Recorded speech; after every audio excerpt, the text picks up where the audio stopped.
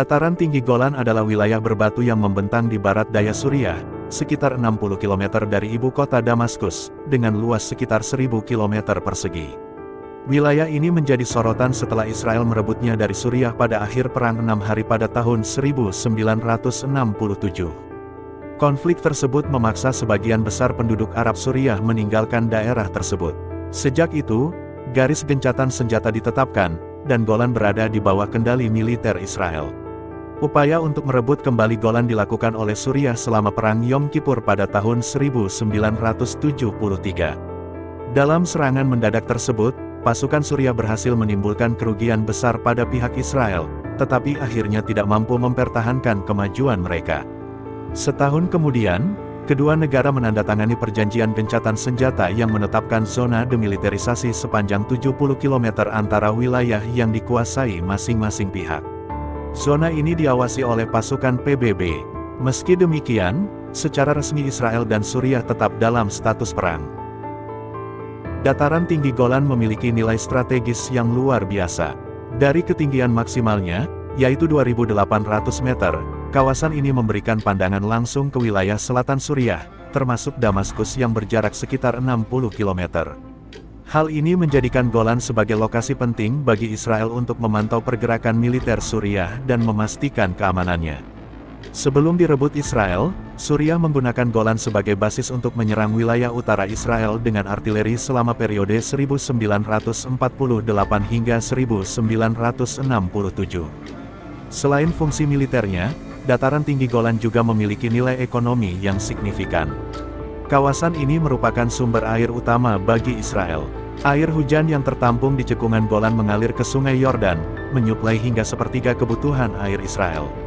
Tanahnya yang subur dan kaya akan vulkanik cocok untuk bercocok tanam, terutama untuk anggur, buah-buahan, dan peternakan. Bahkan, kawasan ini juga menjadi satu-satunya tempat di Israel yang memiliki resort ski, menambah dimensi pariwisata sebagai salah satu daya tariknya.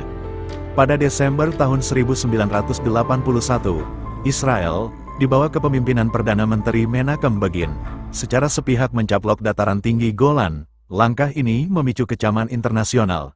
Dewan Keamanan PBB melalui resolusi 497 menyatakan bahwa pencaplokan tersebut batal demi hukum, dan tidak memiliki dampak hukum internasional.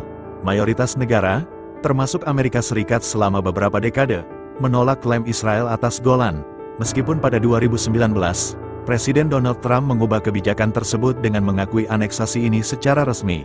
Saat ini, dataran tinggi Golan dihuni oleh sekitar 20.000 pemukim Yahudi yang tinggal di lebih dari 30 permukiman, berdampingan dengan 20.000 warga Suriah, sebagian besar dari etnis Druze. Druze merupakan kelompok etnis berbahasa Arab yang tersebar di Lebanon, Suriah, dataran tinggi Golan, dan wilayah utara Israel. Banyak di antara mereka yang tetap tinggal di Golan meski wilayah tersebut berada di bawah kendali Israel sejak 1967. Namun, negosiasi terhenti karena Suriah menginginkan penarikan penuh Israel ke perbatasan sebelum 1967, yang akan memberikan Damaskus kendali atas pantai timur Laut Galilea, sumber air tawar utama Israel. Di sisi lain, Israel enggan memberikan wilayah tersebut karena alasan strategis. Sebagian besar opini publik Israel juga menentang pengembalian Golan, menganggap kawasan itu terlalu penting untuk dilepaskan.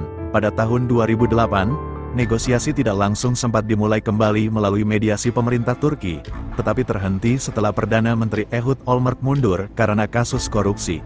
Penggantinya, Benjamin Netanyahu, mengambil sikap yang lebih tegas terhadap Golan. Pada 2011, perang saudara di Suriah memperumit situasi, menghentikan setiap peluang negosiasi lebih lanjut. Pada 2019, pengakuan resmi Amerika Serikat terhadap kedaulatan Israel atas Golan semakin memperkeruh situasi.